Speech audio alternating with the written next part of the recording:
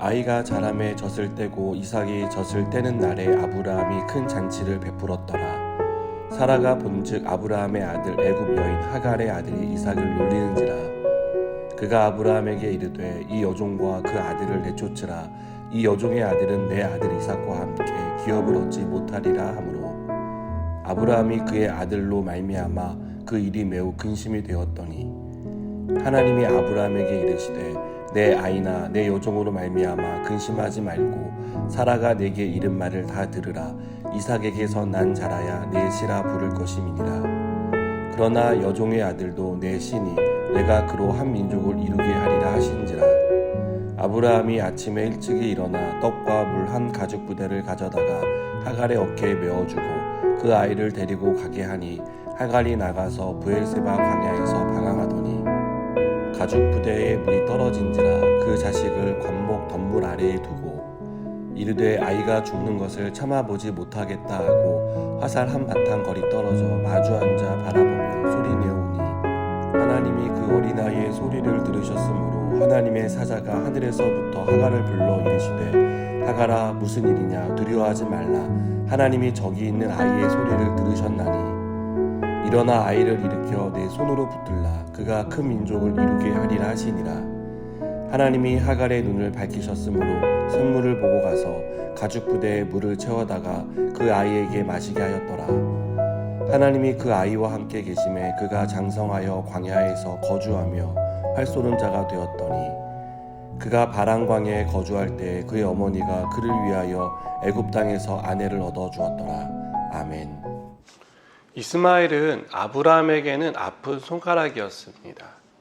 사라의 요청으로 여종 하갈과의 사이에서 태어난 서자였기 때문입니다.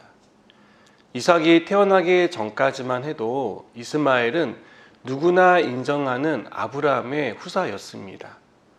하지만 이삭이 태어난 순간부터 이스마엘은 천덕꾸러기 아닌 천덕꾸러기 신세가 되고 말았습니다.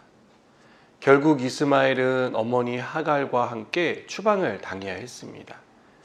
이것은 이스마엘이 이삭과 함께 기업을 이어받을 수 없었기 때문입니다. 둘 중 하나는 떠날 수밖에 없는 상황이었습니다.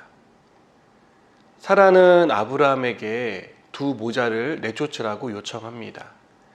사라의 요청을 받은 아브라함은 근심할 수밖에 없었습니다. 그런데요, 하나님은 근심하는 아브라함을 찾아와 사라의 말을 따르라고 하십니다. 그리고 두 가지를 말씀해 주십니다. 첫째는 이삭의 후손이어야 아브라함의 씨라고 불릴 수 있다는 분명한 사실에 대해 말씀합니다.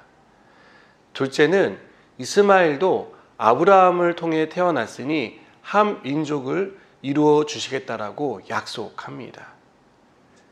아브라함은 하나님의 이 분명한 사실과 약속을 믿고 하갈과 이스마엘을 추방합니다. 여러분, 이 일은 애시당초 잘못된 결정에서 비롯된 일이지 않습니까? 아브라함과 사라의 명백한 실수입니다. 이 실수는 돌이킬 수 없는 실수였습니다. 하지만 하나님은 돌이킬 수 없는 이 실수도 선하게 이루어 가겠다라고 약속하고 계십니다. 때론 우리가 저지른 실수가 치명적인 상처를 남길 때가 있습니다. 그러나 하나님은 언제나 그 실수까지도 선하게 만들어 가신다는 것을 우리는 잊지 말아야 합니다. 추방된 하갈과 이스마엘 모자는 브엘세바 광야에서 방황했습니다. 길을 잃고 방황하는 중에 마실 물까지 떨어졌습니다. 두 사람은 죽음이라는 큰 위기에 봉착했습니다. 이 상황이 얼마나 긴박하고 힘들었는지 하갈은 아들이 죽는 것을 참아 보지 못하겠다며 거리를 두고 소리내어 울었습니다. 이 울음에 하나님이 응답하십니다. 하나님은 하나님의 사자를 보내 두려움에 빠진 하갈을 위로해 주십니다. 그리고 이스마엘에 대한 약속을 다시 한번 상기시켜 주십니다. 하갈의 눈을 밝히셔서 샘물을 발견하게 하시고 두 모자가 살 수 있게 하십니다. 우리는 여기서 하나님이 이스마엘을 생각하셨다는 것을 알 수 있습니다. 하나님은 아브라함의 하나님, 이삭의 하나님이시지만 또한 이스마엘의 하나님이시기도 합니다. 여러분, 하나님은 우리가 울고 있을 때 찾아오십니다. 또한 하나님은 믿지 않는 사람이 괴로운 가운데 울고 있을 때 그들을 찾아오십니다. 하나님은 믿는 사람의 하나님만이 아니라 믿지 않는 사람, 즉 모든 사람의 하나님이시기 때문입니다. 다만 그것을 아느냐 모르느냐의 차이가 있을 뿐입니다. 저는 무슬림들이 금식하는 라마다 기간에 예수님이 꿈에 나타나서 예수님을 믿게 되었다는 무슬림들의 간증을 들었습니다. 또 한 번도 복음을 듣지 못했지만 마음속에 왠지 교회에 나가야겠다는 생각이 들어서 교회에 나오게 되었다라고 간증하는 성도를 만난 적도 있습니다. 여러분, 이것은 하나님이 우리만의 하나님이 아니라는 것을 보여줍니다.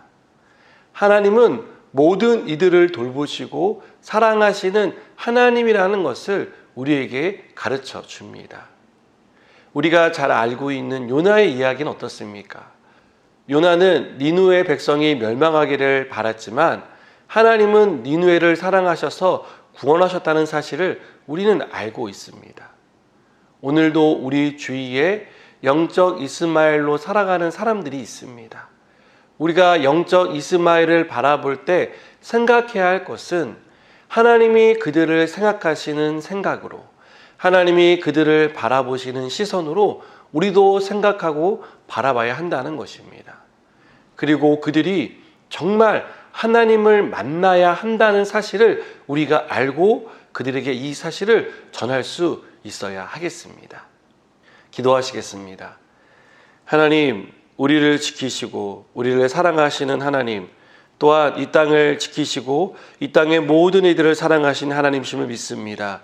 우리가 하나님의 마음을 가지고 하나님의 눈으로 영혼을 바라보게 하시고 그들에게 하나님이 누구이신지를 전할 수 있도록 우리의 삶을 인도하여 주시옵소서. 예수님의 이름으로 기도드립니다. 아멘.